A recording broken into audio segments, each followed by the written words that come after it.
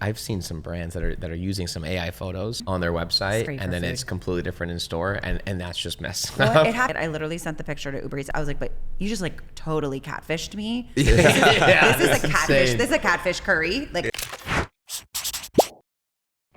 Hi, my name is Brett Linkletter, CEO and co-founder of Dineline, a restaurant growth agency. We help restaurant brands of all sizes grow and scale to new heights, whether that means opening new stores or increasing revenue at existing locations. We have a done-for-you model where we take care of all of the work for our clients on the marketing front, and we also have a unique software solution called Dishio, which allows owners to showcase their restaurant in the best light possible online, while also turning guest interactions into data to increase profits. Right now, you're listening to our podcast, Restaurant Misfits, where we'll discuss all things related to restaurant marketing, management, and everything else in between growing a restaurant business. Scaling a restaurant today takes much more than having grit and hustle. In this age, it's about utilizing the newest technology, educating yourself on new platforms and trends, and having a deep understanding of how this industry is changing. This podcast is dedicated to keeping you up to speed with the latest and the greatest through interviewing the biggest and the best in the restaurant industry. As always, we appreciate you for being here, and we hope you enjoy the show. All right, Olivia, how are you? I'm feeling good. How are you? Good. We're feeling great. I'm so excied to chat with you, and I'm also excited because we have Rafi here on the podcast. I'm excited to be here. Thank you for having us. Absolutely. And for those of you who don't know who Rafi is our head of growth and partnerships here at Dishio, and Olivia is our guest today. And Olivia, you've done so many interesting things. It kind of blows my mind that you're basically running 3 different companies at this moment. Unfortunately, I still am, yes. Which is crazy, right? Like, which is crazy. For those watching and listening that don't know who you are, could you just give us like a quick intro of kind of what you've been up to the last couple of years? Of course. So I grew up here in Miami. What up, 305? Any of my Miami listeners? Went to the University of Florida, also go Gators. And when I was in school, I was really active working. So I had internships, I had summer jobs, spring break jobs.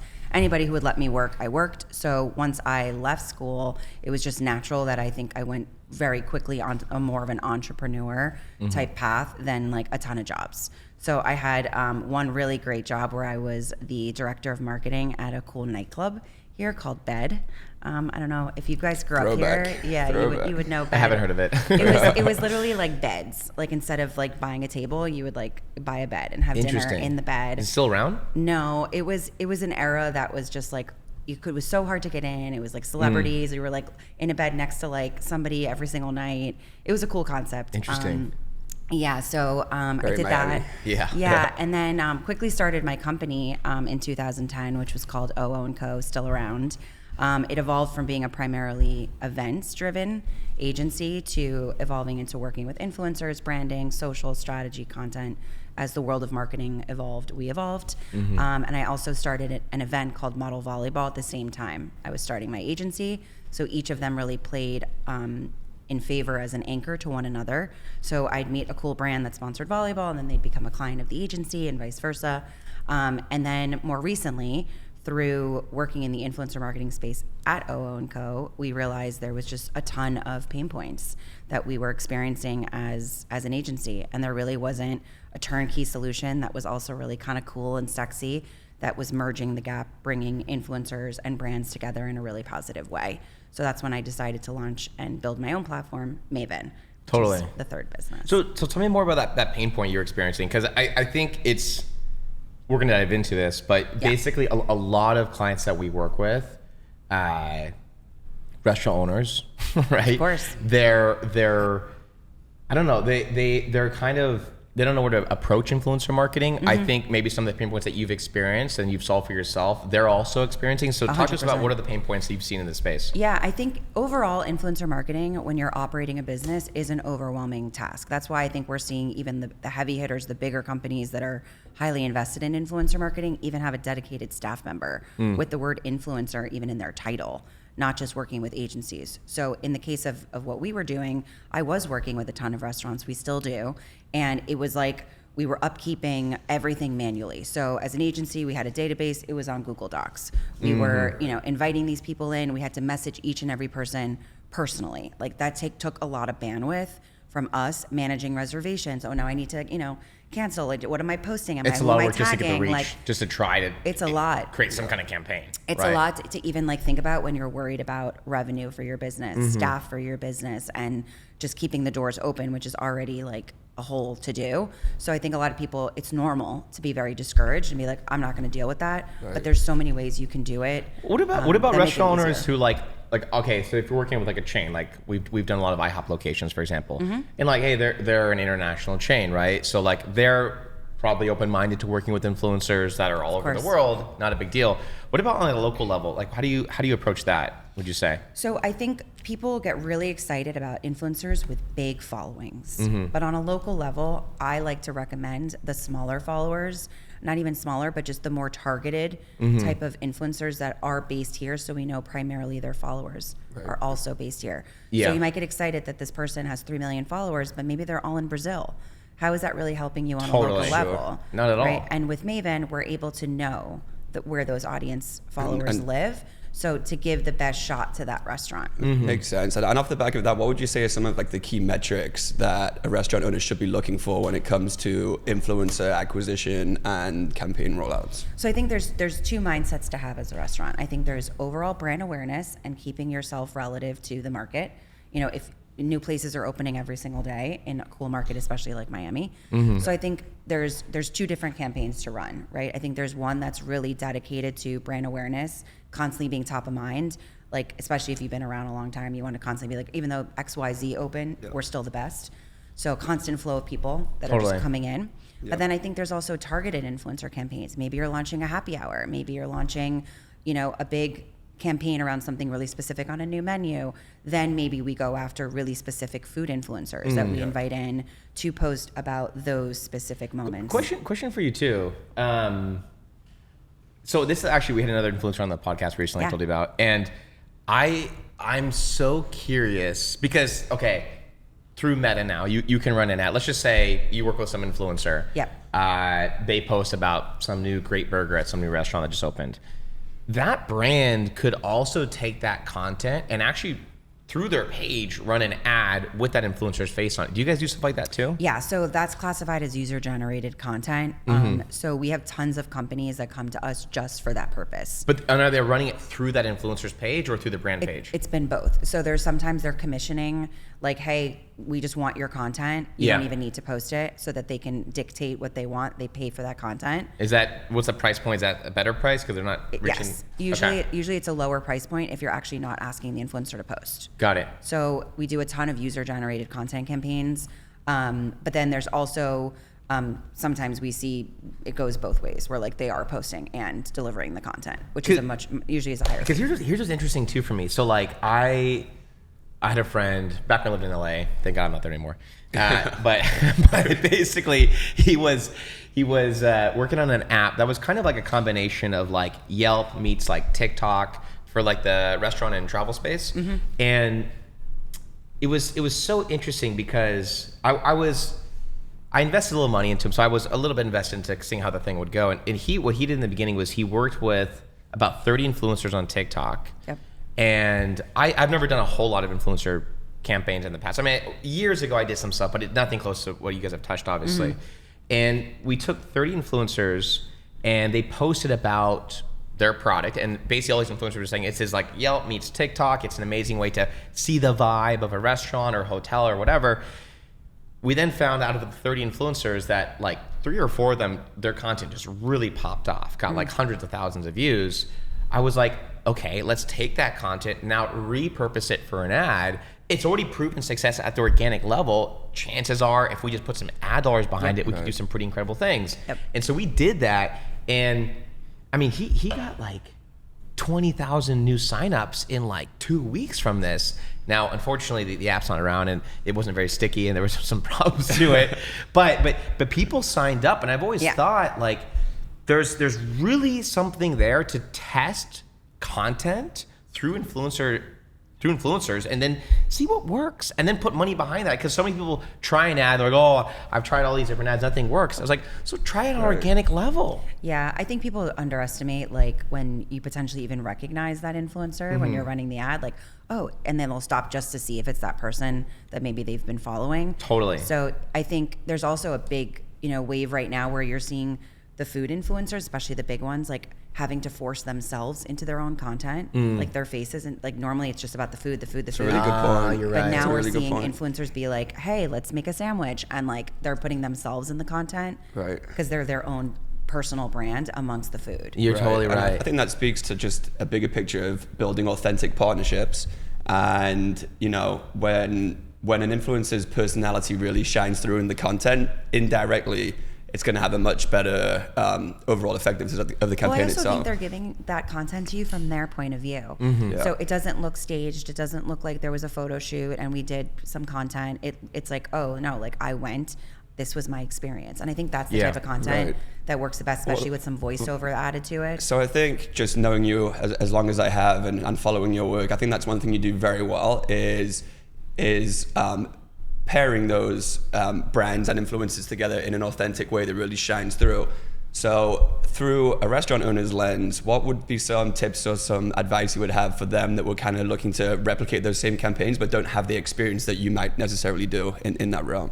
Well, I think the easiest layup I can say is to hire Maven, because we've made it that Shout easy. out Maven. Yeah. We made it that easy. 100%. I think one of the biggest pain points that I noticed, and it was actually a restaurant group I was working with that was like my biggest pain point when I created Maven, to be honest. Interesting. Because we were on a constant flow of like deliverables of like how many influencers had to go dine at those restaurants every week. So once we blew through our initial network of creators, we were constantly having to like do a ton of outbound, where with Maven, these influencers every week can literally log into the platform, see the restaurants, see the times, see the deliverables. There's no gray area that's funny, like if you come in, are you gonna post? What are you gonna post? How many? Totally. Like sometimes it's like a weird banter when you're trying to build a relationship with an influencer, asking for these like, more strict things, like what's going to happen, especially if I'm not paying you. Well, I think to your point earlier, though, like the time to do this. I mean, I'm talking to brands every day, right? And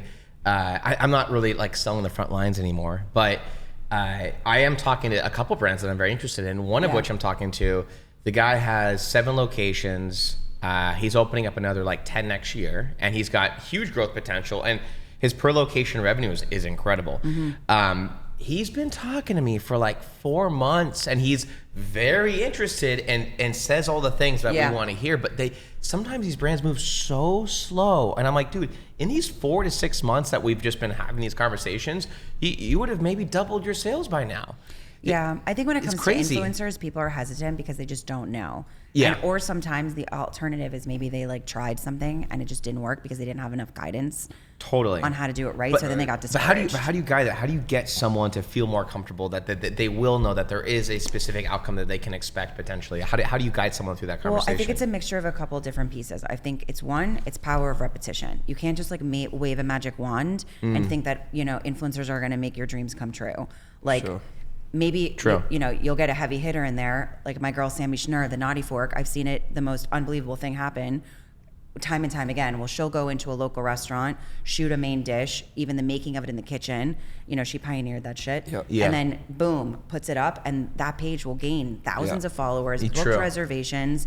So I think there's the power of repetition of getting people, like, it's not just Sammy coming in, it's like how many other people are going to come in after her to keep that momentum for you. Question for you on that too. So like, I love what you're saying too, because like it's the power of repetition truly in every aspect of marketing, right? Like you got to consistently power through amazing content, talk about your brand messaging, promote whatever is special about your brand, right? Do you ever guide brands into, let's just say someone did a partnership with Naughty Fork, it just ripped. Yeah.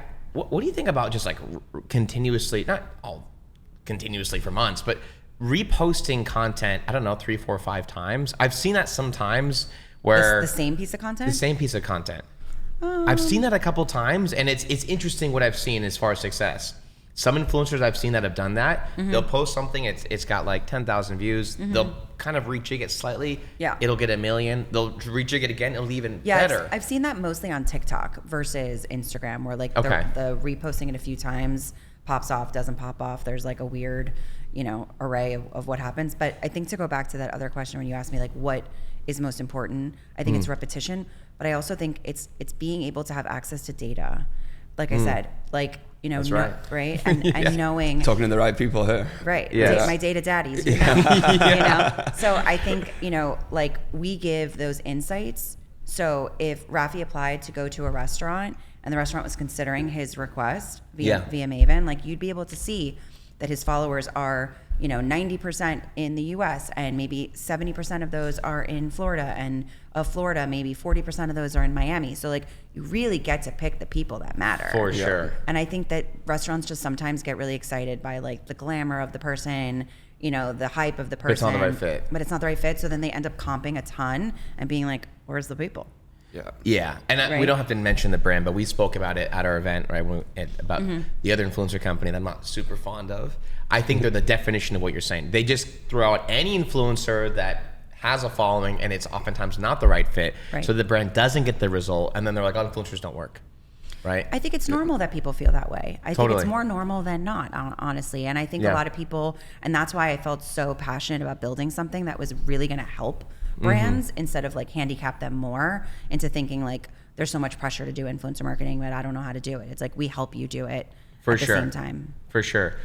So let's talk real quick about like big events. Yeah. And obviously, Rafa, you've done a lot of big events, right? One or two. I'd love, I'd love kind of both your feedback on this because, so look, again, restaurants of all sizes from small mom and pops to international brands.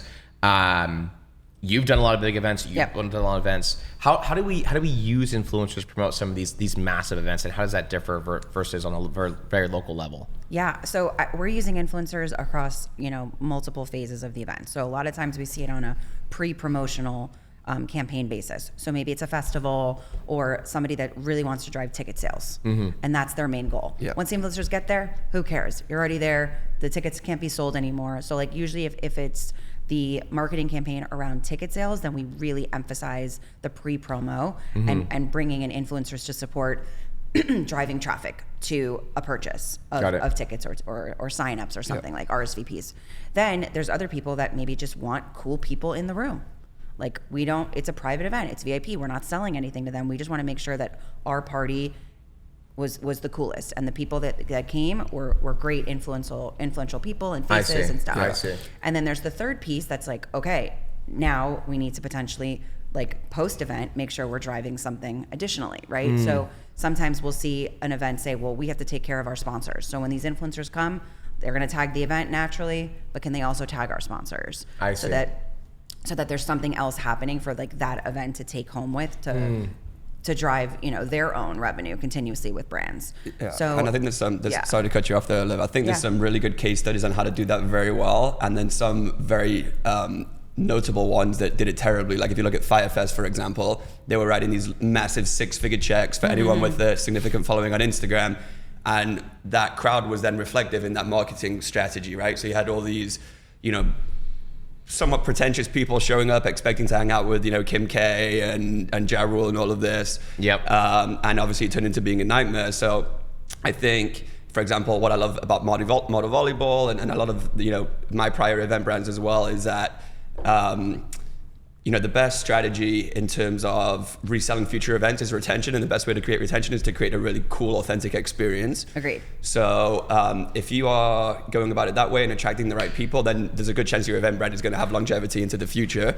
Totally. Whereas look at Firefest, and I mean, ironically, they actually did just announce they were doing it again, or at least going to give it a go. But I think we all know how that's going to end. But my point being, I think you kind of have to reverse engineer what energy you want to create at the event before you start targeting influencers and strategizing on that front. Yeah, I mean, my bread and butter forever was always events. Like that's where my passion was, and then obviously I evolved into also being an influencer kind of expert. But yeah, I mean, I have an event that's going on 15 years. That's incredible. Congrats on that. I want to talk about that now as well.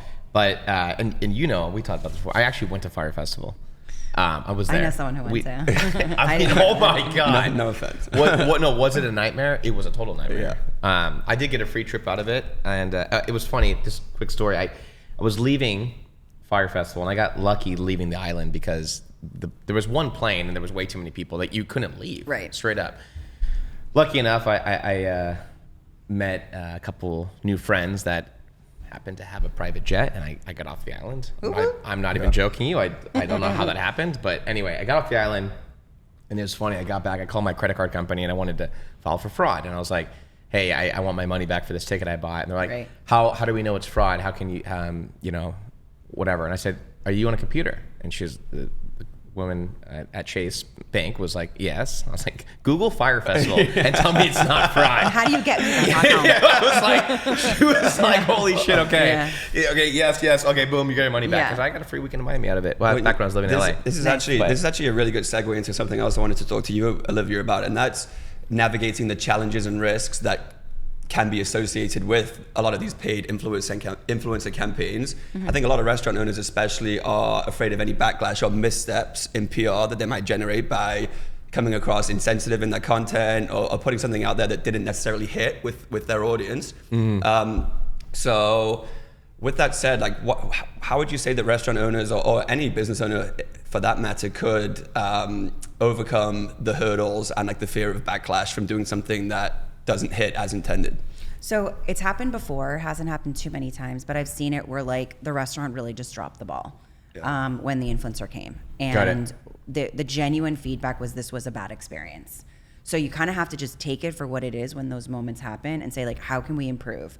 Like, where did the experience go wrong? Was it the waiters? Was it the quality of the food? Was it the service? Was it, the music was too loud? Whatever the complaints was, like, it's about feedback at that point. Cause totally. Like, right? And sometimes people are just people, right? Like, they're going to complain. It's going to be what it is.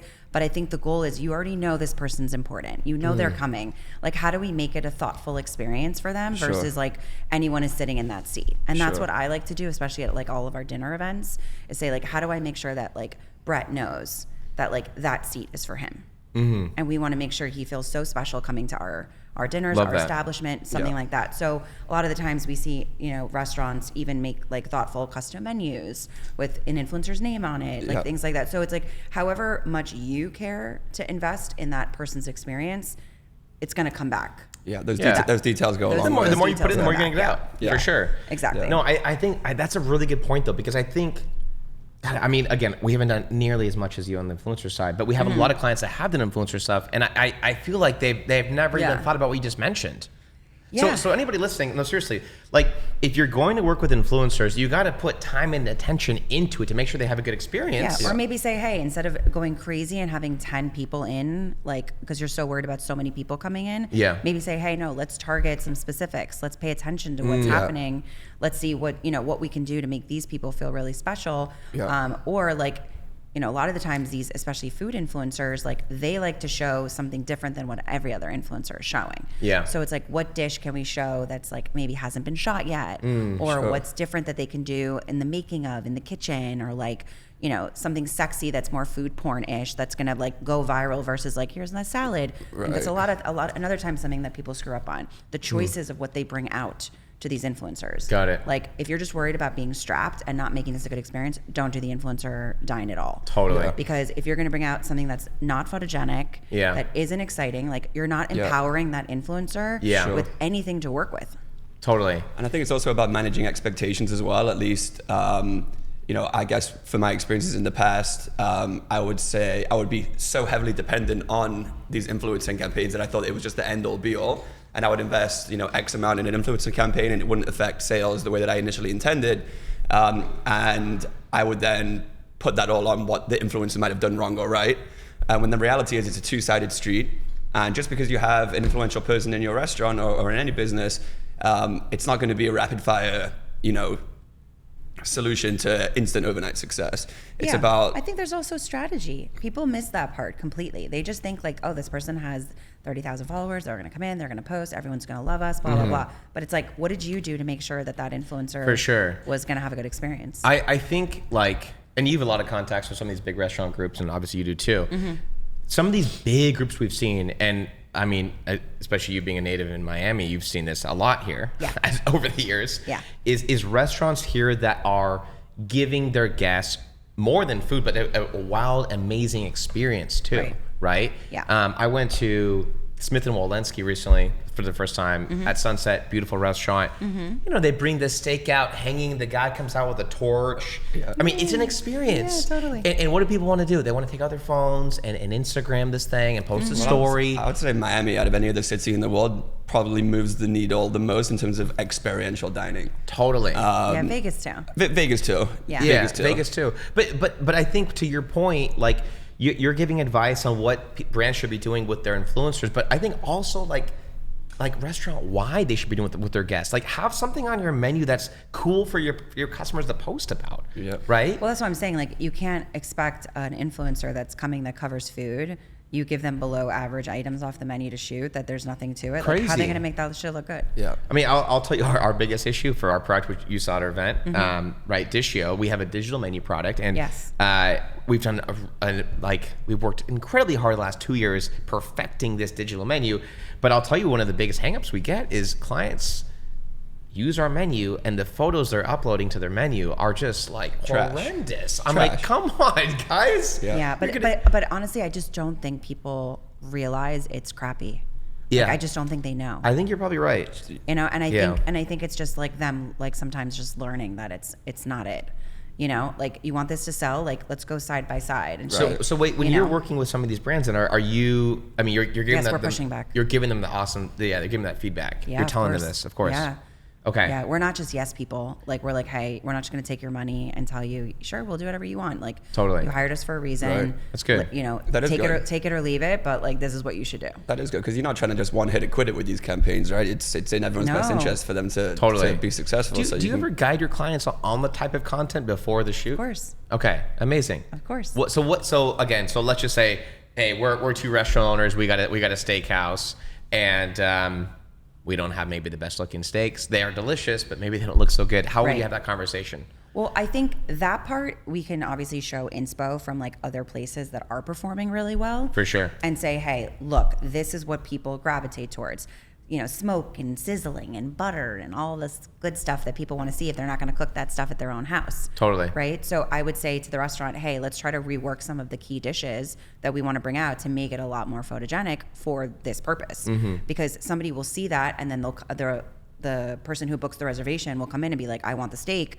But if that steak doesn't look like the steak they saw in the video, then you also have a problem. Yeah. 100%. Right? So yes. you don't want to disappoint somebody who sees it and it actually works and they're here for that item and then that item doesn't For sure. doesn't hit, you know? We're entering a really interesting stage in the world right now too with AI. I mean, I've seen some brands that are using some AI photos on their website, Scary for and then food. it's completely different in store, and that's just messed Well, up. it happened to me Like, even in right. like an Uber Eats order. Yeah. Like I saw this new place. The pictures were amazing. Yeah. Like they were colorful. There was this curry. Yeah. It had like a beautiful, I was like, oh my God, I got to order this. Totally. It came, it did not look anything like it. I literally sent the picture to Uber Eats. I've never done this because I hate ranking on small restaurants. I was like, but you just like totally catfished me. Yeah, This is it's a catfish. insane. This is a catfish curry. Like I'm not eating this. Oh my god, the catfish curry. And obviously they gave me my money back. But like, yeah, to your point, like you have to really make sure like the authenticity like is consistent Totally. amongst like the content you're putting out and what you're delivering to a consumer. 100%. And I can give a really good example. I'm a little bit biased, but my brother owns 3 restaurants in Southern California. So shout out Vibe Organic Kitchen and Juice on Instagram. Let's It's go. at Eat Drink Vibe. And I think his content, he does an incredible job at really just showcasing his food in the right way online. And I think that's why one of the reasons why he's been successful and had such longevity in a really competitive landscape is because the quality of his food shines through in his content. Yeah. And that's, you can't fake that. I think AI is that- not a substitution. I think the another piece of the puzzle that people like sleep on is building relationships with the influencer versus just inviting them in, right? And I think you get more when you ask for less. That's such a good point. I think that when you're becoming this dictator, like we're giving you, you know, a table for 2 people, it's going to be this, this, this. You only get 1 drink. This, like, when it becomes Yep. so like constrained, it's Yep. like, is this not It's supposed to be weird. fun? Like, aren't I supposed to be having a good time at your restaurant? Yeah, it's so true. So I think that like sometimes like the more leeway creatively also that you give some of the people, especially the heavier hitters that you're inviting in potentially. Totally. Like build a relationship with them. Like so true. So you know, like any industry, it's heavily relationship based, and speaking from firsthand experience, a lot of the influencers that I would hire originally to promote my events then went on to becoming some of my closest friends over a 3 to 5 year period. Totally. Then all of a sudden they were promoting my shit for free. They wanted to come to your parties, right? So Yeah. so I think like also like leaning into like commonalities with these influencers, like what else you can, hey, let's get together. Like, it's not only about this, like I'm having this other thing. Like, how can I support you? Like, do you have anything coming up that you're, you want to host, you want to do, like, how do I help your brand? And I think a lot of people don't ask those questions. Yeah. Like, what's important to you? Yeah. And how can I also help you versus like, no, you're just here to help my restaurant. Right. Yeah. You're just here to post about my brand. I mean, I'll tell you on our side too, because we're hardcore advertisers, right? And, same thing in our space. The brands that put in more time and energy to building relationships with our company and our team and our account managers, they get better results. Yeah. It's funny how that works, right? Yeah, right. But I think it's a good point, and people don't think about it. I mean, it seems so obvious, right? Yeah, but it's but you would think because you're a sales guy, so like it's obvious to you because like how you generate revenue is through building relationships. Yeah. But somebody who's not experienced, like that is a foreign language. It's crazy to me. It's just like, somebody telling me, hey, you got to cook this steak. That is foreign to me. Yeah. Somebody be like, you don't know how to cook a steak? I'm like, no, I don't. Here's what's interesting too. The average American checks their phones over 300 times a day now. Right. So we always say, even in our sales pitch, is like, look, you have to be found online. People are making decisions where they're going to eat before they go out and eat. Yeah. They're not just walking around anymore aimlessly deciding where they go. Yeah. They probably have the reservation, or they probably have an idea of where they want to go, right? But they found that through where? Probably Instagram, Google, whatever. And so these brands that aren't investing in stuff like your company or advertising or just being online in general, like they're and then they wonder why they're not successful, right? They wonder why. I also think I empower these restaurant owners to say, like, do we have like 1,000 raving fans? Like, do we have people that like worship us? Like for me, I have a restaurant in Miami that I am part of their raving fans. Anytime I have to bring a client somewhere, I have to do something, I bring them to the same restaurant. Because the restaurant does not let me down, and if anyone wanted to kill you, you won't be very hard to find. Yes, it's because the environment is great. The food is consistently good. Totally, it's not too expensive, and the owners are like amazing. So it's just like, I go to Omakai. That's where I go. Is this in Coral Gables? They have a few locations. Their original was in Wynwood. Okay. Then they opened up in Coral Gables, like Coconut Grove area. Okay. Now Aventura. I think this. They don't even pay me, and I'm obsessed with them. They do an excellent job. You're like the third person to mention this brand to me. I need to check them out. You want to go? Yeah, we should go. And you know what they do? Their attention to detail is incredible. Like if you order from Uber Eats, the beautifully presented boxes that it comes in, they do a really good job. You know what you're getting every single time. Yeah. Yeah. No, you're totally right. Question, so random. Have you been to Zach the Baker? Yes. Bakery? Yes. Yeah, not frequent, but I've been. What do you guys think about this place? I couldn't comment, haven't had enough. Okay. I'm a fan. Yeah. It's interesting. So I seen them all over the place. I see their bread in all the grocery stores here. And I always drive by because I'm in Edgewater. People love them. I went recently, I was blown away. Die. If you go like on a Sunday morning, you're standing outside for at least an There's hour. No chance. But I wasn't, okay, so I knew about the brand. I was very excited about trying breakfast. I have never been there before. I went recently. Okay. And I never went because of the lines. It was so stupid. But finally, you know what they did? They went on Resi. I saw you could book a reservation. I went the first day, had the best experience ever. But I think that's the other thing is it needs to be easy for someone to engage with your brand and book a reservation if possible. Yeah. I don't know why so many of these brands, I mean, look, I don't know. They make it difficult. Yeah. Their website sucks. They're hard to find online or whatever it is. And I drove by them plenty of times, but I never went because it was just difficult to dine with them. I think even in Miami, like parking is a factor. Like there's so many things that you think about when you're going to choose where you're going to go and what your day looks like. Make it easy to dine with you. Yeah. Like, you know what I mean? Yeah. Jeez. And I think sometimes too, when you find a menu that's like so intense and you're just like, what do I get? I don't even want to look at this menu. Like those overwhelming menus sometimes I think totally don't work either. And that's definitely one of the problems that we're trying to solve at Dishio as well is simplifying that. And a lot of these places that have these extensive menus that are like almost like a novel to read, right? So something as simple as a search feature digitally on that menu can alleviate a lot of that pain point. So have you ever done anything specifically with your influencers on a campaign to like, I know you said like getting ticket sales, right? What about like, I don't know, giving out like some kind of offer or coupon or something for a restaurant? Have you guys done anything like that? I think that would, if it was like coupon driven, it would probably cheapen Totally. the brand on the restaurant side. But I do think we try to like elevate if we're going to do something. So like I wouldn't recommend a coupon, but I would say, you know, like we're doing A complimentary drink or whatever on your first like, visit. Yeah, something like that's free Have you versus guys a done discount. Not really. I think it depends on the restaurant brand. Like for some like not as QSRs, often like as you think. it might hit, but for some of these like higher end, more formal dining experiences, they tend to shy away from discounting. Yeah. I mean, look, we don't do a whole lot of discounts anymore either. But years ago, we did a lot of discounts actually through ads into Facebook Messenger, and then people would basically opt in. We'd collect their first name, last name, email, phone number, and then they'd come into the restaurant, redeem this coupon. And the only reason we did it is, God, back in like 2019, pre-COVID days, the good old days, we would get opt-ins for 10 cents. And we would get 25% redemption. So it was 40 cents to acquire a guest, and we could track it. And that's why we did the coupon, because you could track it. Yep. I think at this point, price-wise, it doesn't make a whole lot of sense for most of these brands. And I think it does cheapen your brand over time, which is why we shy away from it. But I've always thought, like, for restaurateurs who are like, I only want to do something that's trackable. I'm a numbers person, which, by the way, most restaurant owners, they say they're numbers people when it comes to advertising, but they've never been able to track this, right? Yeah. I've always thought if there was a tasteful way to do it through influencers, that would solve that pain point of trackability in a lot more ways, though. I mean, if you could get an influencer to post something about your brand and say, hey, look, we're doing some really special promotion for specifically Miami locals or whatever, click the link in my bio, opt in, and you're going to get a complimentary glass of wine on your first visit. I just think those things don't register. They don't. Okay. I don't think so. We've never done it, so that's why I was just curious. Yeah, no, I don't think so. I don't think people gravitate towards small things like that, like a drink, this. Like, What about maybe something bigger? Yeah, I mean, it's totally possible. Yeah. Totally possible. Again, we've never done it at that level, but I was just always curious if for some people that were, I don't know, hesitant, but wanted something trackable.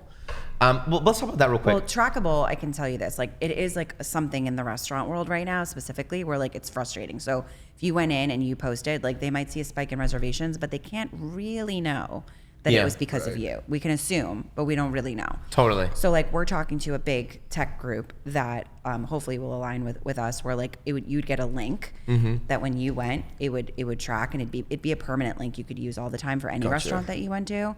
And then we'd be able to know that Olivia booked after seeing you go.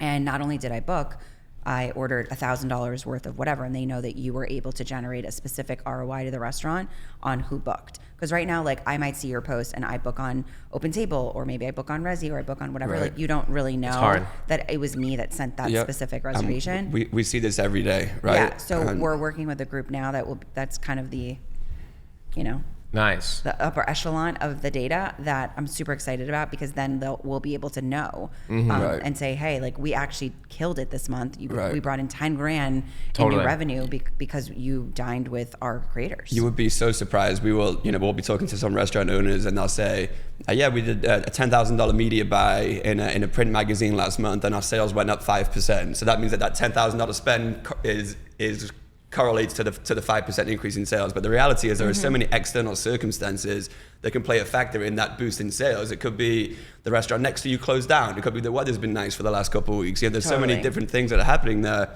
You can also, I think you can also layer it too with like groups, right? So don't be so consumed with like, oh, it's only a 2-person comp. Like we can't do more. Like, no, encourage it to be a group of influencers. Maybe that's like a 10 top or whatever. Yeah. Cause then you're getting, you're serving family style. It's really not that much. Maybe they're feeding off each other's content.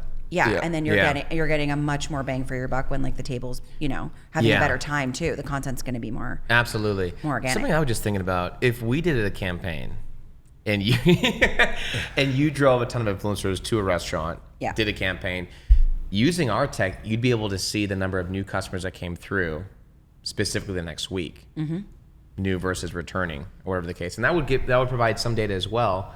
In addition to that, have you ever done stuff where you're targeting? Have you ever done campaigns where you're targeting specifically the followers off of an influencer in a local area? What do you mean? So let's just say Naughty Fork, right? Yeah. That he would work with. Let's just say she posted something. Yep. you can run an ad to her followers that are Right. only in a specific area. Right. Have you done stuff like that? That's more, I would say, performance marketing, what you guys do best. Like the influencers are obviously there to like start the initial process, create the content, post about it, and so forth. Yeah. But we haven't done it in that capacity. Because but that would be actually insane. We would just be able to about it. pick the influencer that already had that percentage. But that and already had I that swear to God, that location. would absolutely take off. No, I'm serious. Like you could, because there's a couple campaigns you can run. You can run campaigns for lookalike. just views. Lookalike campaigns, right? Well, you could do a lookalike, but I'm saying literally, if someone has enough followers and there's enough people in that specific geolocation that you like want a to 2 mile target, radius or you could something. specifically target those people. So let's just say she's got 1 million followers or whatever it is, Right. and she's got 200,000 followers in Miami. You could run an impressions campaign where you're just showing up as many times as possible in front of those people in that area specifically. So she could do a post at the restaurant. Would the influencer have to give you like permissions to do that? Probably, right? They would. Yeah. So we'd run it through her pay. I would like to try this. I'm serious. Do it. Well, talk about repetition, right? So she does the post, and then you just use that post, and you could do an offer with it or not, right? Right. But that way, you save the influencer of I don't know, posting about the offer, but you're remarketing to people specifically in that area that have an interest maybe in that brand. I mean, there's a couple ways to do it. No, I'd be curious to see how that works. This might do really well. I'm serious. I'd like to try this. Yeah. Or I mean, imagine this. So our product, for example, we drive a lot of traffic through Google, right? Someone gets to the brand, we pixel them when they hit our menu. Yep. We remarket content accordingly across any meta channel. That would be sick. If you're getting remarketed an ad through an influencer from that restaurant, hey, thanks for dining with us recently, right? A remarketing ad. By the way, this is our new dish. It's this tomahawk steak. Here's whatever influencer and their opinion about it. We hope to see you soon. Book a reservation. That would absolutely rip. I'm serious. Yeah, I think we should try it. That'd be really incredible. Honestly, I think that'd be really, really cool.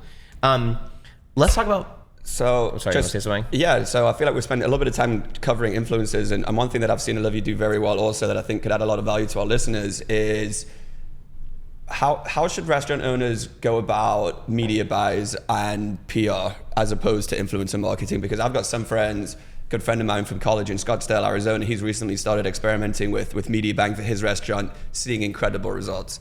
Then I have other friends that are in the restaurant space that have spent a shit ton of money on media buys, and it's yielded literally zero. So in your experience, through the lens of a restaurant owner, say you have your advertising budget or your marketing budget, how should they be looking to allocate that between influencer and PR? And what are some other factors that you would say should weigh into that decision? Yeah, I think the quality and creativity of the content you're going to use on that potential media spend is so important, right? I think that there's sometimes little thought put into that, and we're just determining budgets, and we're like, just run the ads. But it's like, are these ads actually like our best, foot forward in what we're trying to achieve? And I think that that's like step one. Also, like, are you ready on the back end when you're going to run those like media campaigns? Like to be able to have everything set up correctly to be able to retarget those people. A lot of people miss. A lot of people also have like a really bad Instagram or a really bad website. So it's like you're starting out like investing all this initial capital, right, but the backbone of the brand isn't ready for it. Could you? And I think sometimes like you get away with it because it's a brand everybody knows sometimes. But like if you're a newer brand and you're trying to make your first impression be the most valuable first impression you can make, I would say like make sure all of that is ready before you spend a dollar. Yeah, makes sense. I agree. Just speaking out loud, thinking out loud. I think also a lot of restaurant owners as well, like, for example, as you just said, their Instagrams aren't great. They're not professional marketers. Their strategies are reactive. They don't have the time to sit there and read about, because these platforms are constantly evolving on a daily basis with the algorithms and all of those types of things. So maybe in that case, media buying does make more sense, because if you can do a TV appearance on a local Good Morning show in your area versus extensive digital campaign with an influencer who's going to drive traffic to your Instagram that might be subpar. I have a little bit of a biased opinion on traditional PR because like I think it's really great for certain purposes, but I don't think people should also feel that like PR, getting an article in like the Herald or getting like a hit on like some sort of .com, like I don't think that is going to make or break like butts and seats Yeah. type of thing. I think it gives your brand a lot of great credibility, and I think people can say, wow, like it was recognized, and that's a really great thing to have in the repertoire. But I think there's other full circle things that like matter more than just traditional PR, and I think that's why like every PR firm now isn't just pitching editors anymore. Like they're also heavily having to pivot into the influencer marketing space as PR agencies. Like it's just that evolution has happened where like an influencer can go to your restaurant and it's so much more measurable than like who saw the article and went. Yeah. Well, here's what I always think about too. So many restaurant brands, they have some marketing campaign, whether it's PR, influencers, paid ads, whatever. It does well. And then they're like, what's the next thing we're going to do? Right. And I'm like, it already worked. multiply will work. Do it again. It just works. Yeah. Oh my God. You've been trying for years to find something that works. You found it. Do it again. Yeah, I love trying things to determine what works, but then when you find something that works, like lean in. Do it again. Yeah. Right. I always say, like, if you have something that works so well, try and multiply that success again. Why reinvent the wheel? It already works, so do it again, man. Right, I agree. Or do something similar. Yeah, or expand to like another creative kind of you know, strategy that is similar, but not maybe even exact type of thing. Yeah. But I think this like omnipresence approach though is what I'm very interested in right now, because it's like I always look at Google and Meta. Here's how I look at them differently, right? So so Meta is like, hey, you're going to the local mall. You don't know what you want to do. It's a Sunday. You're like, hey, let's just go burn a couple hours, right? So you go to the mall. I don't know. You walk by a Sephora. My girlfriend always wants to walk into Sephora, whatever. then you're hungry. Everybody so wants to go. What looks good? You go to get some food. Then you're walking around. Oh, like this like candle shop looks cool, whatever. And you're just kind of like popping in random stuff, whatever looks good. Yeah. That's like Meta. That's Instagram. That's Facebook. Whatever. Google is like you're going to a library, you're going to Barnes & Noble, and you're like, I want to get this specific book. So you go to that section in the library, you go to alphabetical order, you get the book, you go. So the intention on buying is actually very high. Yep. But I think using both in combination is where you're going to have great success. People ask me all the time, what do you prefer, Google or Meta? I'm like, dude, it depends what you're doing, number one. But honestly, both is the answer. Yeah, I agree. So I think it's an approach to using everything collectively and thinking through these things. But I think back to the original part of this conversation, we talked about content, we talked about menu management, we talked about how do you present your items. If these things don't line up, it doesn't matter what you do after. No one's going to care. Right. No one's going to care. Yeah, I think there's really simple things, like almost like a checklist that's like, you know, am I ready to spend any money if my Instagram I'm not even proud of it as a business owner? Yeah. Like, would I be excited to share my Instagram? And if the answer is no, like stay on That's a great point. Stay on step one. It's a really good point. I love that. Until you're ready. That. Yeah. Right? And then it's like, okay, like some people go to Instagram before they even go to your website, but then if they're going to book a reservation and you hope that they do it on your website, is your website something that you're proud of? You would be surprised how many times this happens almost every day when we're talking to a restaurant and they can't even set up their Google My Business page. We have a weekly newsletter at Dineline, which every week we try and just add value to our email list. And last week we literally had to do a checklist on how to set up your Google My Business profile, because you would be amazed with how many restaurants just don't have the basics on there. They don't have the address, their store hours aren't correct. The links aren't optimized for SEO, all those types of things. And honestly, like unless they've enlisted somebody that does understand those key things, like they're just here to cook and serve and they want to make money. Totally. You know? So it's like, and I think marketing is also sometimes the first thing that gets cut.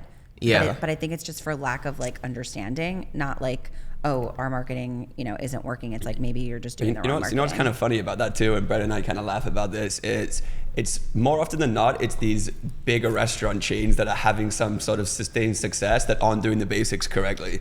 Whereas like these the local like mom and pop stores, they sometimes tend to have their shit together. But we talked to some pretty big companies, and you would be amazed at, for example, we were talking to a company I won't name now, and we were doing a deep dive on their existing strategies, and the agency that they use for marketing didn't even have a landing page that loaded correctly on their website. Oh, it was embarrassing. So it's like, it's I think tale as old as time. Yeah, but I can't believe. No, he's right though. It is hilarious because the brand had like 50 locations. Yeah, it's like 55 locations. 55 locations, and we in lifetime. Wow. So I don't know if you probably already know this, but maybe people listening don't know this.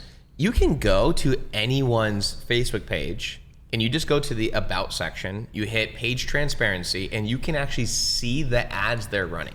Okay. Yeah. So we always look at, for our clients we're looking at potentially working with, to see like what they're doing. Right. And oftentimes, probably 90% of the time, they're wrong about what they're doing on the ad front. Oh, we're running tons of ads. Yeah. Actually, you're running zero. No, what do you mean our agency is? I'm like, no, dude, you're not running any ads. Or they're like, our campaign is about A, B, or C. And I'm like, no, dude, you're still running campaigns about New Year's. It's November. Yeah. Like, your New Year's party was 10 months ago. Yeah. Like, what the hell?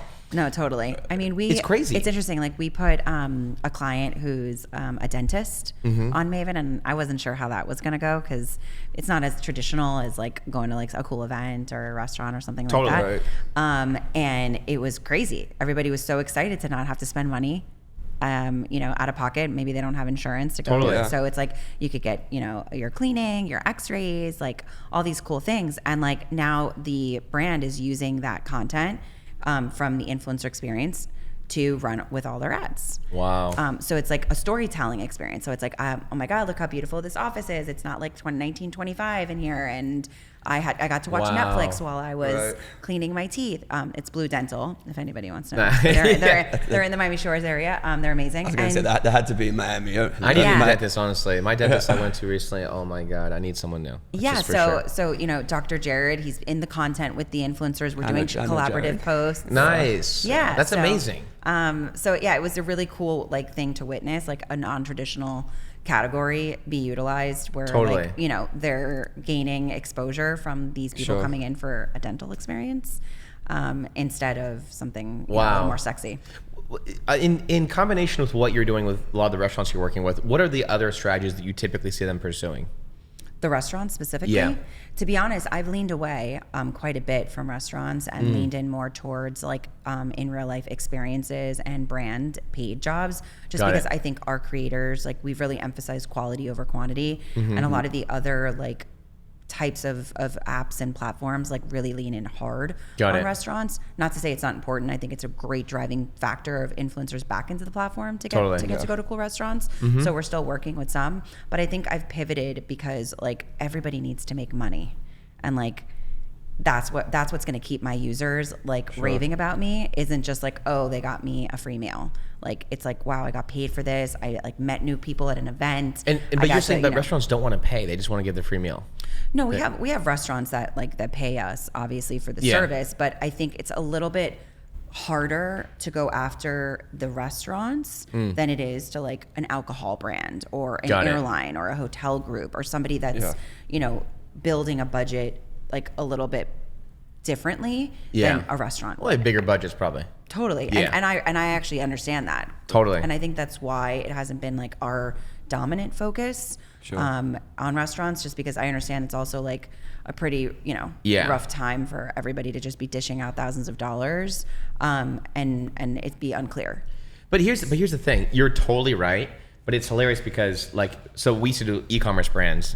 That was our bread and butter years ago. And we liked e-commerce because it was like, hey, tracking acquisition was simple, right? Everything's Yeah. online, right? You click add to cart, checkout, thank you page, boom, we got a transaction, boom, we got a sale, and we could scale that budget, right? Restaurants has always been difficult. Restaurants also typically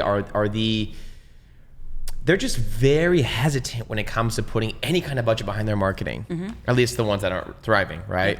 But it's really what we try to educate our clients on is the truth is, like in our business, for example, I joke about it, but we can't afford to not run ads anymore.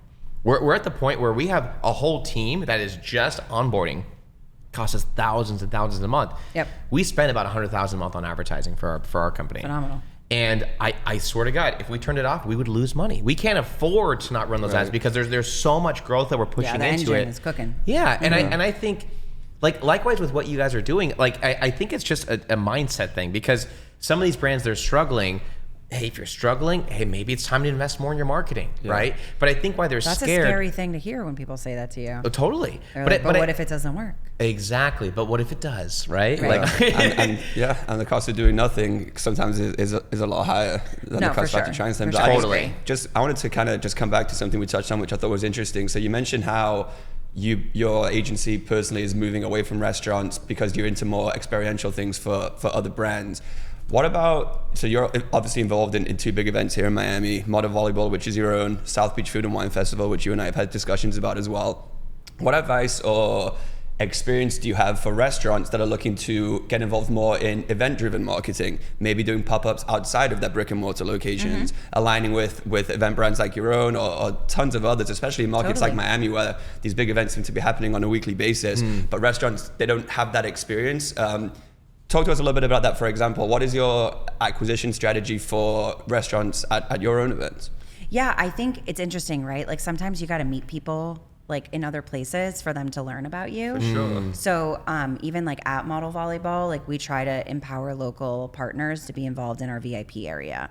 So it's usually about 10 restaurants max, and like, you know, all of our VIPs and, you know, are able to say, oh my God, I never even heard of, you know, this ceviche place or this whatever it is. So you get to try it. Yeah. Same with Food and Wine. It obviously does it on a massive scale with like their grand tasting. Like I would, as long as you can fulfill the bandwidth at an event like that and be ready and have the staff that's not only just preparing the food, but like the quality control that you're giving out is also something really important, because you're doing so many things so fast. And I think also just having, like, if you're going to these incredible events, you're having, you know, the time of your life over a weekend, and you eat at a restaurant that's doing a pop-up there, you're going to have that affinity to that restaurant for years and years to come, because you know you were there, you were at that experience, those same feelings will always come back to you every time you associate that brand, right? Yeah, no, totally. So, and I've been in situations where like the restaurant I'm at a different venue and the restaurant's like at that venue. Yeah. Right. So like I think as long as the restaurant, like, it's lucrative enough to obviously push and make that move. Yeah.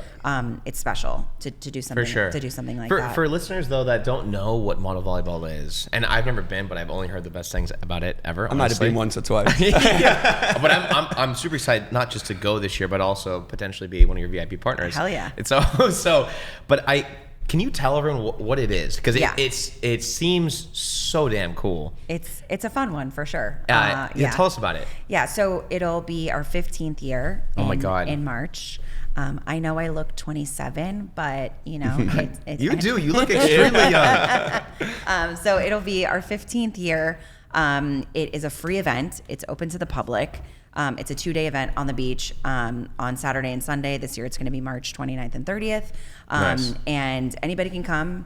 We've got 2 big volleyball courts, a stage, the top 12 modeling agencies playing in this beach volleyball tournament. Nice. There's DJs, there's sponsors giving out free stuff every direction you look, cool activations, content opportunities, a whole bunch of good stuff. Yeah, we also sell tables, so we have like a table service, like more party type area on site, and then we have really cool events leading up to the tournament. So in our honor of our 15th year, it's going to be Model Volleyball Week this year, so we'll have a ton of different It really events. is. I mean, your event has definitely become a staple in the Miami festival circuit. I would say it's, you know, been here for 12 years, and it's just been great to see that brand grow. And I would say for any restaurant owners that are listening that are boots on the ground in Miami, it's a really, really cool experience to be involved with. Thank you. As Brett just mentioned, you know, we're definitely going to be coming in as a VIP partner on our end as well. So there is actually another cool element we're adding this year that we're working on. So we're talking to a pretty big food influencer that does not actually even live here, to build out a mini food festival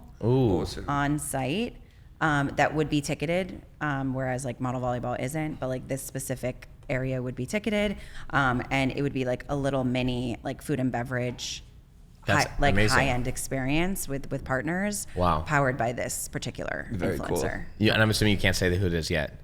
I don't want to jinx it yet. Yeah. No worries. But the call's tomorrow, so maybe by the time this launches, we'll know. How would anyone listening to this that wanted to get involved from a vendor standpoint get in touch with you? Just modelvolleyball.com? Yeah, we are just the words model and volleyball and everything. So Instagram Model Volleyball, website Model Volleyball, everywhere. Just love Model it. Volleyball, trademarked. Oh my God. That is so cool. No, I need to go personally. It sounds amazing. Yeah, very cool. Yeah, and we're working with the Palm Tree Crew this year on our like VIP and like some music elements. Yeah, they're amazing. They're opening their new property in the old Shucker space. So we'll have some of our kickoff stuff with them at the new space. But yeah, honestly, like come one, come all. Model Volleyball is something that we invite everyone, every age group, family, kids. Like it's just a really fun experience to be there and watch the games and experience. That's so cool. Full through. So we're almost done on time here, but just like last final questions is you do so many different things. You've had such incredible success. 3 different companies and relatively small team, but you guys are just pumping. It seems like growing every single year. Number one, how do you personally get better as a leader every single year? How do you manage all this and consistently learn and get better? How do you improve? What's your secret? I think now the last recent years more than ever, I think I was always just like a fast pace. Like I thrived in like chaotic, fast paced environments where most people like run from those moments. Like you thrive and you love it. I thrive and I think I find myself very calm in those moments where a lot of people don't, and they're like, this isn't for me. So I think knowing that about myself, but also the last recent few years, I think I've leaned into doing most what I enjoy most. And I think a lot of people sometimes still get caught up in things that like they don't enjoy. And I think that's why I've, added things to the business and pivoted and started to do things. And I think I've leaned in on where my superpowers are the most. Yeah. Even when I started building Maven, I was like, wow, I'm such a good marketing person. Like I'm going to do such cool marketing. Yeah. And then I realized like, no, like I am going to be the head of product, because that is what people are excited about. Product is everything. Product is everything. So it's like, I think just recognizing like where you belong most, and like where your superpowers are, and just supporting the team in other areas, but not being as, specific as maybe you always once were on something. Yeah, I see what you're saying. Well, I think it's a matter of knowing what you're good at, what you love, and going after that, and finding help when you need it too, right? Yeah, I also think I took on a business coach within the last year, which wasn't something that I thought I'd ever do, and it has completely like opened up like pockets of forcing me to think differently. Got it. And shout out to Coach Matt. Let's go. My guy. So I think finding a good fit of somebody that isn't a family member, isn't a boyfriend, a girlfriend, a wife, a husband, whoever it is, like somebody that's just totally about your mental, physical success as an entrepreneur, has also been something that's allowed me to like work in a different mental capacity where like I'm pushed differently. That's great. Yeah. What about any books or podcasts you've come across recently that you'd recommend for anyone? To be honest, I'm not a big podcaster, unfortunately. No worries. I like you like being on the podcast. I like being on the podcast. But I think I like my downtime to like not be something that's like forcing like the mental stimulation for me. I think my downtime is like watching a stupid show. Yeah. or like going to the beach or going to the spa or like doing something like that is what I think rejuvenates me more than something else. Yeah. Cool. Well, this has been awesome. Appreciate you guys. Everything. Had a lot of fun here with you guys. Thank you very much. Appreciate it. Absolutely. And we can't wait for Model Volleyball and all the other things we're going to do. I know we have plans to maybe do some dinners together and all that kind of stuff. Definitely. I really want to think through this campaign I talked about earlier, where we can leverage both of our services. I think, any brand listening to this right now is interested in doing a collaboration between both of our companies on an influencer campaign plus an aggressive paid campaign on advertising. Hey, reach out to us. Let us know. We'd love to try it out with you. And again, appreciate your time, Olivia. This has been awesome. Thanks for having me. Thank you very much. Thank you, Olivia. All right. Thanks.